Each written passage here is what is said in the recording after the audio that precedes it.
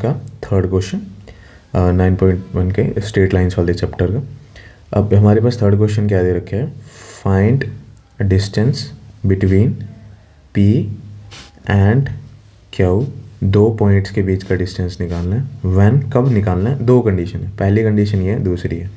पहली कंडीशन क्या है, अगर वो जो पी पॉइंट्स हैं दोनों ये क्या हो, पैरेलल हो किसके, वाई एक्सिस के, और दूसरी कंडीशन हो पैरेलल हो एक्स एक्सिस के। तो इसको जल्दी से हम सॉल्यूशंस के उसमें आपको समझा देते हैं कि करना क्या है। एक हमारे पास एक लाइन दे रखी है, एक्सिस की बात होगी तो ऑटोमेटिकली मेरे को ग्राफ की ज़रूरत पड़ेगी यहाँ पे। तो ये मेरे पास बनेगा ग्राफ, ये होती है एक्स एक्सिस, ये होती है वाई एक्सिस। अगर ये कभी बनानी होती है माइनस के वाई एक्सिस और ये माइनस के एक्स एक्सिस, इनकी ज़रूरत नहीं है तो अभी हम इनको नहीं छेड़ रहे हैं, ठीक है। अब पहली कंडीशन क्या है कि जो वो पी और क्यू से जो दो पॉइंट से एक लाइन ड्रॉ हो रही है वो किसके पैरेलल बनेगी, वाई एक्सिस के। तो वाई एक्सिस है ये मेरे पास, तो अगर ये वाई एक्सिस है तो ऑटोमेटिकली यहाँ से यहाँ पे एक लाइन ड्रॉ करनी है। ये हो गया पी पॉइंट, ये हो गया क्यू पॉइंट, इतना समझ आया। पी पॉइंट था मेरे पास x1 कोमा y1 और क्यू पॉइंट था x2 कोमा y2, ठीक है। ये सब कुछ उन्होंने हमारे पास क्वेश्चन में दे रखा है। तो हम अब सॉल्यूशन स्टार्ट कर देते हैं, और सॉल्यूशंस भी किसका, पार्ट वन का, वन पार्ट का है। अगर पी क्यू इज़ क्या हो, पैरेलल हो किसके, वाई एक्सिस के, ये हमारा पहला केस है। तो अगर पी क्यू पैरेलल है वाई एक्सिस के, सो ऑटोमेटिकली ये वाई एक्सिस है, वाई एक्सिस है, वाई एक्सिस है, वाई एक्सिस है, वाई एक्सिस है। सो डिस्टेंस क्या होएगा पी क्यू का, पहले इसका डिस्टेंस निकालते हैं।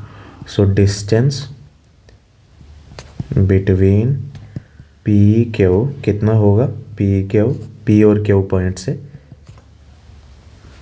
यहाँ पे हम लिखेंगे distance between P and Q, क्योंकि दो पॉइंट से बीच का निकाल रहे हैं तो दो पॉइंट इकट्ठा होकर बन जाएगा पी क्यू। और डिस्टेंस फॉर्मूला आप सभी को याद है, अगर नहीं याद है तो अपनी 10th क्लास की वो कॉपी खोल के देखना या बुक खोल के देखना, वहाँ पे अच्छे से मिल जाएगा।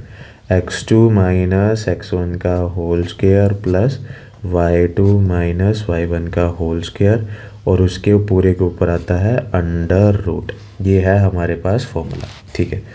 अब ये हमारा डिस्टेंस का फॉर्मूला आ गया। अब कंडीशन क्या है, अगर पी क्यू क्या हो, पैरेलल हो वाई एक्सिस के। अगर कोई चीज़, ये एग्जांपल के लिए समझा रहा हूँ मैं, अगर ये वाई एक्सिस है और इसके जो भी पैरेलल होगा, तो यहाँ पे अगर कोई पॉइंट होगा, यहाँ पे भी कोई पॉइंट होगा, तो वो सिर्फ किसकी वैल्यू देगा। अगर आप सोचना, यहाँ पे भी कोई पॉइंट होगा, कोई पॉइंट, ये है 1, ये है 2, ये है 3 और ये है 4।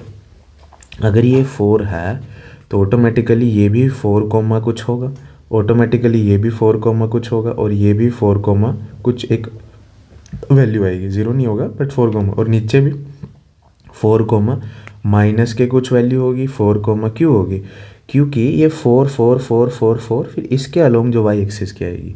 तो ये 4 ये 4 ये 4 ये 4 ये 4, कहने का मतलब क्या है कि चाहे ऊपर से देखो चाहे नीचे से देखो, एक कॉमन पॉइंट आएगा ही आएगा, क्योंकि वो एक्स के अलोंग बन रही है। तो मतलब कि जो ये वाला x1 पॉइंट है और जो ये वाला x2 पॉइंट है, ये दोनों एक दूसरे के क्या आएंगे, इक्वल। कब, अगर ये क्या दे रखे हो हमारे पास, पैरेलल। तो हम क्या लिखेंगे, इफ़ पी क्यू इस, ये जो पहला पार्ट था, पैरेलल किसके होगा, y एक्सिस के, तो इसमें x1 बराबर हो जाएगा x2, सेम वैल्यू होएगी। क्या होगी वो हमें नहीं पता। अगर दोनों एक दूसरे के इक्वल हो जाएंगे, सो जो मेरे पास डिस्टेंस फार्मूला बनेगा, इसकी वैल्यू को इसमें पुट करेंगे। इसको हम सपोज कर लेते हैं 1, तो हमने पुट करा, पुट इन 1 किसको, x1 x2 को। तो जो न्यू डिस्टेंस बना है वो क्या बना है मेरे पास, x, कुछ भी पुट कर दो, तो x2 की जगह क्या पुट करना है, x1, और x1 जैसे था उसको एज इट इज़ का whole square, y2 minus y1 का whole square. x1 minus this कितना आ जाएगा, 0, और अंडर रूट में ये 0 का स्क्वायर 0 ही होता है, लिखो ना लिखो एक ही बात है। फिर y2 माइनस y1 का होल स्क्वायर। अब मेरे को अगले स्टेप में क्या करना है, कुछ नहीं, बड़ा आसान है। अंडर रूट में 0 का स्क्वायर 0 हो जाएगा, इसको लिखो ना, तो प्लस में बस सिर्फ क्या बचेगा, y2 माइनस y1 का whole square is equal to P Q. अब ये होल स्क्वायर था तो होल स्क्वायर ने इस पूरी की होल अंडर रूट को कैंसिल आउट कर दिया। सो पी क्यू डिस्टेंस क्या आ गया मेरे पास, y2 माइनस y1, ये सॉरी अंडर रूट नहीं आएगा क्योंकि अंडर रूट कैंसिल आउट हो गया, ये है मेरे पास इसका आंसर। समझ आया। अब वही सेम केस, ये हो गया हमारा पहला, बस मेरे को यही फिगर आउट करना था। अब वही सेम केस अगर मैं इसका सेकंड पार्ट करता हूँ, सेकंड पार्ट क्या दे रखा है, पी क्यू क्या होगा, पैरेलल टू एक्स एक्सिस के।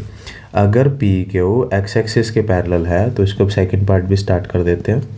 इसको दूसरे डिफरेंट पेन से लिखते हैं, नहीं आई थिंक वही सही रहेगा।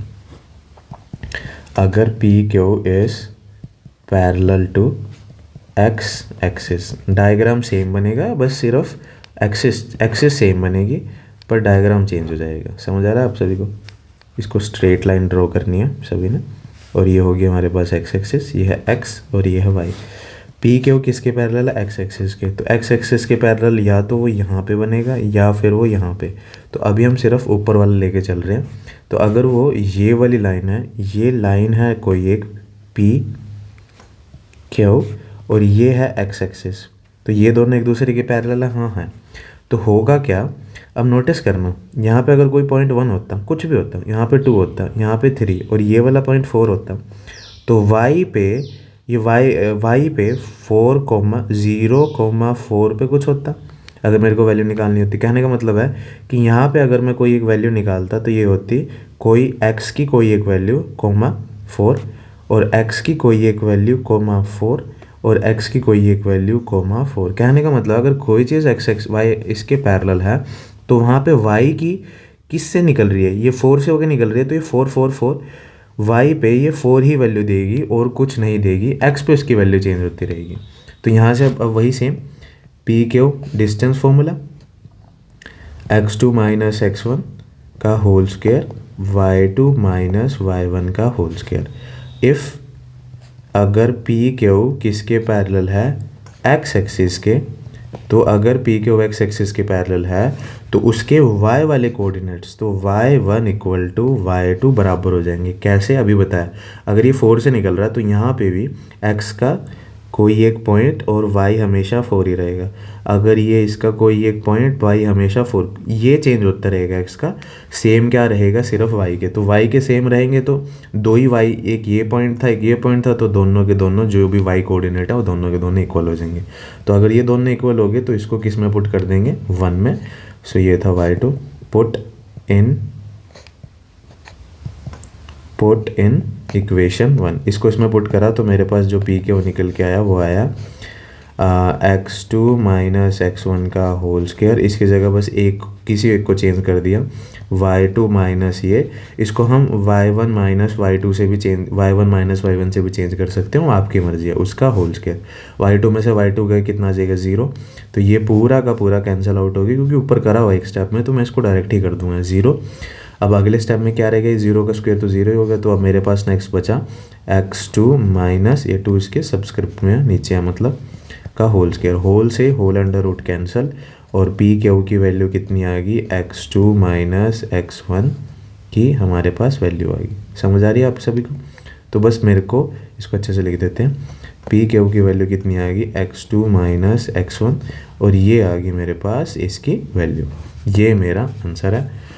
बस इसमें दो ही कॉन्सेप्ट थे, अगर कोई चीज़ x एक्सिस के पैरेलल हो तो उसमें y की वैल्यू क्या रहेगी, सेम, और सेम इसमें अगर कोई चीज़ y एक्सिस के, ये है y एक्सिस, इसके पैरेलल ये है, तो उसमें x की वैल्यू सेम रहेगी। क्यों रहेगी, जिससे वो पास कर रही है ना वो हमेशा सेम वैल्यू देगी जिससे वो पास करेगी। अगर कोई चीज़ y के पैरेलल है तो वो ऑटोमेटिकली x से पास करेगी, तो x पे जितनी भी वैल्यूज आएंगी वो हमेशा सेम ही आएंगी, उसमें कोई डिफरेंस नहीं आएगा। तो ये था हमारा इसका थर्ड क्वेश्चन। तो आई होप आपको समझ आया होगा।